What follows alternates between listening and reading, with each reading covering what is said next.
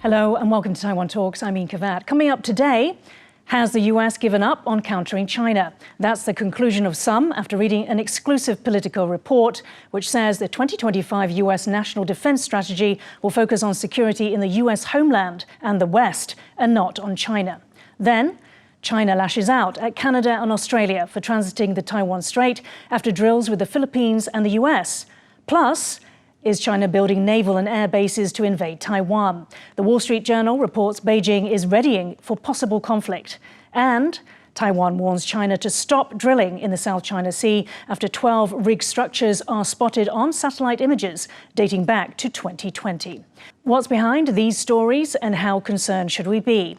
To discuss this and more, we have today Alexander Huang, Council on Strategic Wargaming Studies Chair and KMT Department of International Affairs Director.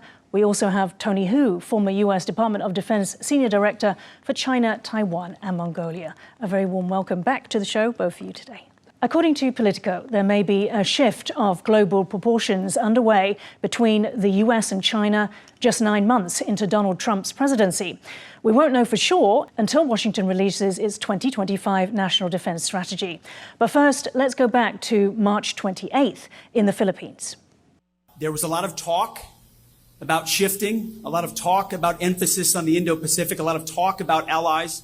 What the Trump administration will do is deliver, is truly prioritize and shift this region of the world in a way that is unprecedented to match the threats of the future. These comments promised a continuation of Joe Biden's 2022 National Defense Strategy, which identified the PRC as the US's, quote, most consequential strategic competitor for the coming decades. And here's Pete Hegseth at the Shangri-La Dialogue on May 31. Watch. No one should doubt America's commitment to our Indo-Pacific allies and partners. We will continue to wrap our arms around our friends and find new ways to work together, not only our treaty allies here, but also our key defense partners in ASEAN and across the Indo-Pacific. We will not be pushed out of this critical region, and we will not let our allies and partners be subordinated and intimidated. China has demonstrated that it wants to fundamentally alter the region's status quo. We cannot look away, and we cannot ignore it. In March, the Washington Post reported on a leaked US Defense Department memo signed by Secretary of War Pete Hegseth that they said focuses on deterring China's seizure of Taiwan and shoring up homeland defense. Later in May, when Hegseth commissioned Elbridge Colby, Undersecretary for War Policy, to start work on the strategy, his department said, consistent with the president's intent, the NDS will prioritize defense of the US homeland, including America's skies and borders, and deterring China in the Indo-Pacific. Alex, let me come to you first. So could all this be upended if we are to believe the Politico report? Well, I take it as a, I look into these issues and trying to get the whole picture. Right. Even though that we heard the report that they want to prioritize the defending of Fortress America or focusing on the United States itself, I think capacity building, capability building is the first step. It's just, I do not believe that there is a pivot, but rather I would say it's a rebalance. We also learned that President Trump wanted to introduce the Golden Dome defensive system. So I think if we want to say make America great again, we know that if we understand the current requirement and urgency of the United States forces itself in terms of modernization, in terms of introducing new operational concept and new technology, I believe that the priority setting is understandable. Second point is that we are the friends and allies to the United States in the Indo-Pacific region. We need to understand that defending our own security is our own responsibility. So we should not be frightened or annoyed by different priorities or rebalance of the priorities in Washington or in Pentagon. Rather, we should take this opportunity to inform ourselves that this is the opportunity, this is the time that we boost up our own defense capability. Tony, rebalancing rather than pivoting away from Indo-Pacific, from China. But what sort of message, I mean, if it was true, what sort of message does that send, for example, China? I think Alex is right. It has to be looked upon as not mutually exclusive. People look at it as mutually exclusive. We're going to shift it away and ignore Asia-Pacific. Not going to happen. I think resource allocation might be an issue, and what's the implication? I worry will China take it as, if this is real, might embolden China. Personally, I'm not sure it is real, because normally national defense strategy comes after national security strategy. So to have PHX move forward with NDS before NSS come out, it's highly unusual. I have a little bit of doubt what is the final product. So I hope China and our allies in the region do not read too much into it as far as the actual change. It may or may not happen. Yeah, I mean, Alex, what do you make of the timing coming straight after China's massive PLA military parade? Was this an intentional leak, and what did it want to achieve? I have no evidence to prove that it was an intentional move or leak. But if we consult our past experience, Trump 1.0's national security strategy rolled out in December 2017. And if we take that as a reference, we still have several months to go. And Tony is right that national defense strategy should come after that. I would assume that Pentagon, even they have completed the strategy paper, they will hold it until the national security strategy is released. Yep. Okay. Tony, there were people inside, 3 people who had seen early versions, spoken to Politico. Do you think that they were trying to shape the outcome, the final outcome some way? It might be, but this type of strategy, it has to take a whole of government approach. So it gets vetted. Because the implications would be huge. If this, I mean, it's a 180-degree about turn. Exactly. With our Asian allies, for example, what kind of message does it send? To the Philippines, to the Japan. Philippines, right, exactly. So I'm not sure how well it's going to survive that kind of vetting if our national security team is functioning normally, because I'm not sure if it is. Like I said, right now there's no confirmation. What is actually in it. It's all rumors. The people who said they read it, they saw this. But is it in the final version? I don't know. I doubt it. Right, right. Alex, however, there have also been no denials or rejections of the Politico report, I believe. Some of the evidence that we know that the US is continuing to work closely with Taiwan. Just recently we had the report of hundreds of Taiwanese going to northern strike in Michigan in August. And the Pentagon was very open about this time. So do you see this as conflicting? No, I do not see that as a conflicting messaging effort. I believe that right now the United States, the more the United States is open to the bilateral mil-mil relationship, the more that the United States government wanted to send a signal not only to Taiwan domestic audience, but also to China and other regional neighbors, and proving that the United States is not pivoting away. I believe that to prioritize American, or what I used to say, Fortress America, the continental U.S. defense, is actually a prerequisite to reboost the American military might that will eventually help the Asia-Pacific allies. That's the base point. I think there are other activities.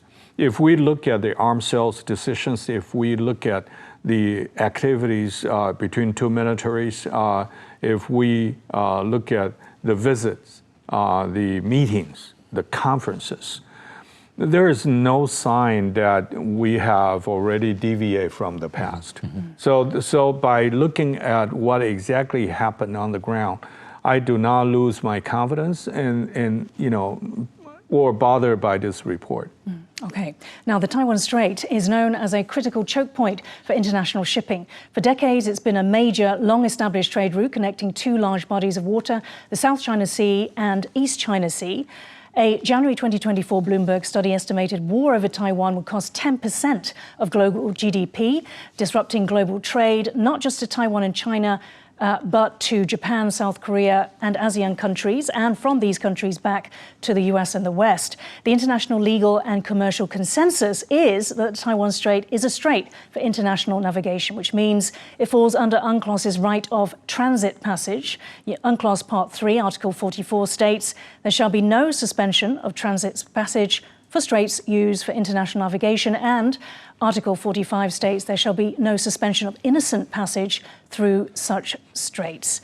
In any case, even if the Taiwan Strait wasn't a strait for international navigation, the 46 nautical mile corridor running down its centre is classed as high seas, which excludes Taiwan and China's 12 nautical mile territorial seas on either side of the strait. Under international law, a country's exclusive economic zone, 200 nautical miles, does actually include international waters. So, Tony, let me come to you. So China always criticises countries that transit through the strait. And its argument, as we know, is that it believes that it owns Taiwan, which it does not. But does its argument stand, even if it did? Yeah, of course not. Even if it did, that portion of strait you mentioned, the 47 nautical mile, is still open. Just like Japan does not say Miyako Strait is mine because it extends beyond that 12 nautical miles. Philippines has the Basco Island in the middle of the Bashi Channel. They don't call that place my internal water. It's not legal. And China, obviously, their claim is totally illegal. They just, even if Taiwan was part of China, even if they still can't do it. Looking up under UNCLOS what internal waters is, it actually means the landward side of a country's official coastline. So we're talking about bays, rivers, and ports. Right. It's not an internal water that they claim, and they have no control over the transits, the innocent transits. So their claim is it has to be challenged, because if this illegal claim is not challenged, and it becomes accepted, and this is the dangerous thing. It's just like the island building in South China Sea. In the mid-90s, when they started building these hexagon buildings, and I remember when I was in the Pentagon, I asked the Chinese side, I said, "What? Oh, they're fishermen's shelters for storms, and they connect 3-4 of them together, and then all of a sudden they started dredging." So this is the type of things you got to challenge. You got to challenge early. Right, and we'll come on to a bit of that later. Alex, so Taiwan welcomes the transits. On a recent Italy-Taiwan friendship group visited, and they were exhorted to participate in these sail-throughs. What do these transits mean for Taiwan and for those countries that stand with the US and do them?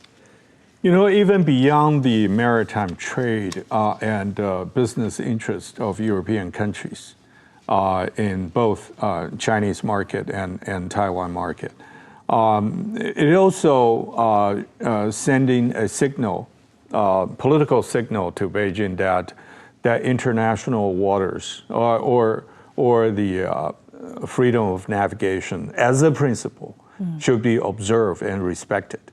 That's the political message. Militarily, it also familiarized some of our European friends, especially their naval forces, about the area, around Taiwan. So in case that in the future scenario that our European allies, that they need to send their ships or other assets to this part of the world, they would know in advance that where to operate and how to avoid problems. So this is a combination of political and military practice that in peacetime. And I do not see there are any activities that ever been conducted in the Taiwan Strait had get into the territorial waters of the People's Republic of China. Don't forget, no matter whether they, claim that they own Taiwan or not, but by its own declaration of the coastal baseline by China in 1992, it does not include Taiwan. Right. Thank you, Alex.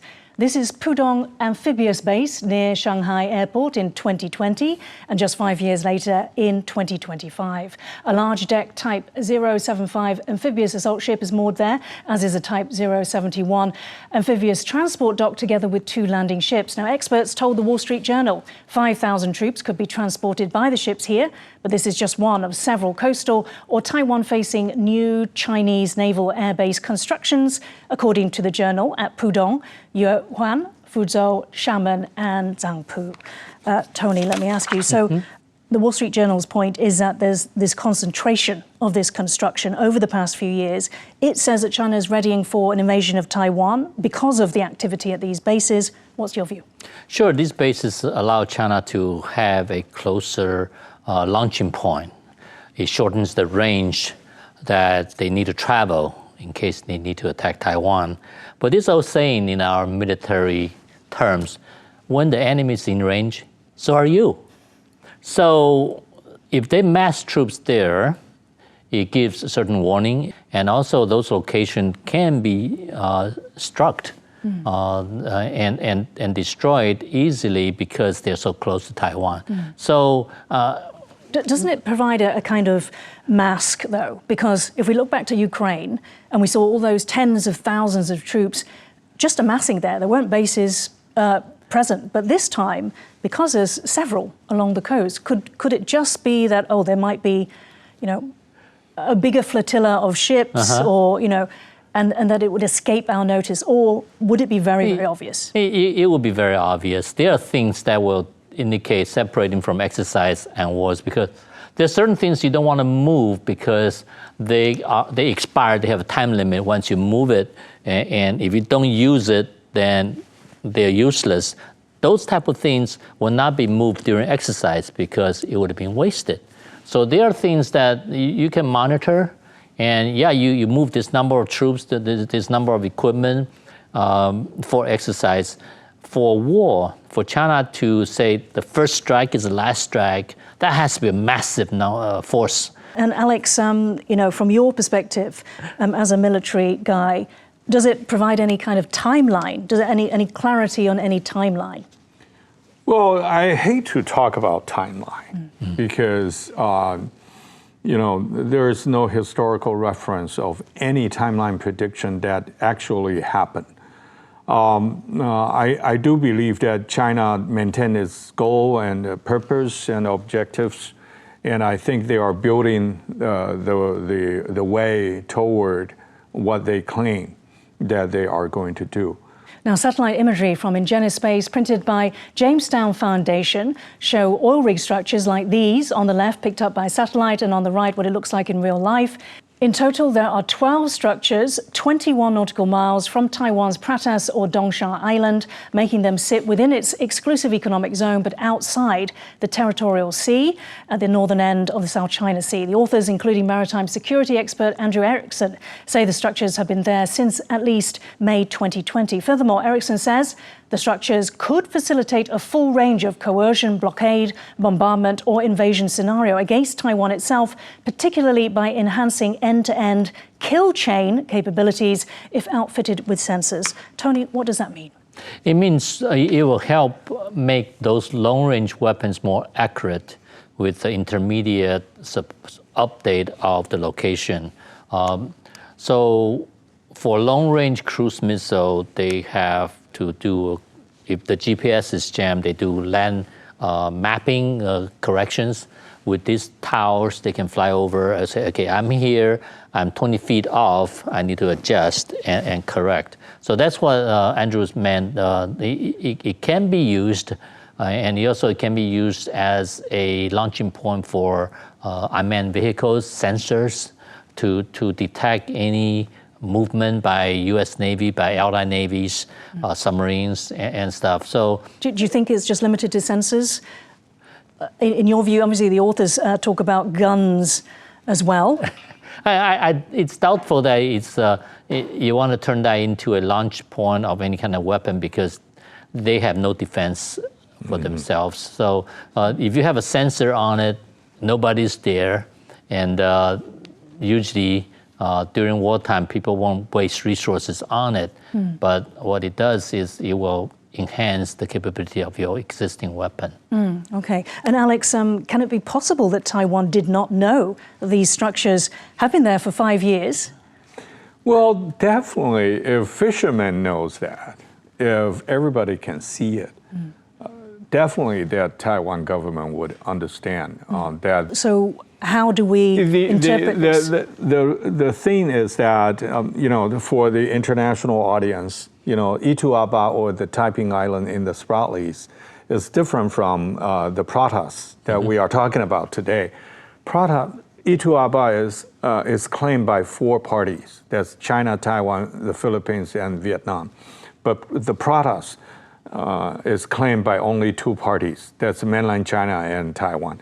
So the island that we discussed today is actually a cross-strait issue, number 1. Number 2, Taiwan did, pronounce the baseline of the Pratas. So we have 12 nautical miles, territorial water that China knows that as well. But the EEZ, because the locations that we are discussed today of those rigs and platforms are located at the overlapping EEZ between China and Taiwan. So if we look at from Taiwan's angle and say, you are in our EEZ, but if we raise the flag and China would say it's also our EEZ. So that's why, both sides probably with a certain tacit understanding not to raise this issue when there is no physical threat to the to the Pratas, the Dongsa Island. Interesting. Tony, however, as a result of this report getting publicity, Taiwan's government has come out and said and ordered a halt to the activity. Do you think that's where it's going to be left at? I mean, what happens next? Exactly, what happens next? Yeah. There's not much Taiwan can do about it. And could it not do what Vietnam and Philippines have done, this transparent assertiveness, or is it that, as Alex said, they just want to keep it? I think what's in Taiwan's interest to keep it quiet? I don't think it's in Taiwan's interest to keep it quiet, because normally what happens when you have overlapping EEZs is you follow the median line or come to a negotiated agreement, just like China did with Korea. But then China quickly threw that out and built that platform there. Yeah, similar yellow structures. Exactly, similar things that they get established. So, so Taiwan must partner up with these countries, South Korea, Philippines, because we're all in the same boat. Yeah, it needs to be an international effort in an international organization exerting pressure. Certainly, ASEAN would have been a good tool, except China has friends in ASEAN that will never allow it to become a consensus agreement in there. Alex, you wanted to jump in? Yeah, in peacetime, first of all, those installations is very hard to put arms, right? Or any assets, because the salt in the sea waters and all that is hard to maintain. Number 1. Number 2 is that we have done war games, drills, tabletop exercise. Taiwan's defensive capability and resources, we need to prioritize with the defense of the island, the Taiwan, but not necessarily we immediately raise, our deployment or to do to pull more resources into the defense of the Pratas. What do you think about that argument, Alex, though, that with bullies, if you give an inch, they'll take a yard? I mean, is it really not worth, even just diplomatic, just in the media, letting the world know?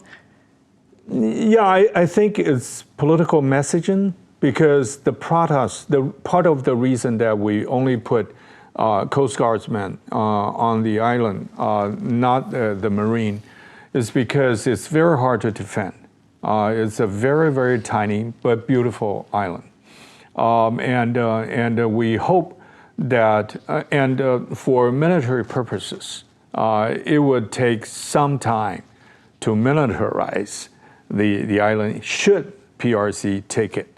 Again, as I said, we have limited resources, we got our own priorities. So we hope that the alert will not exhaust too much of our, limited resources.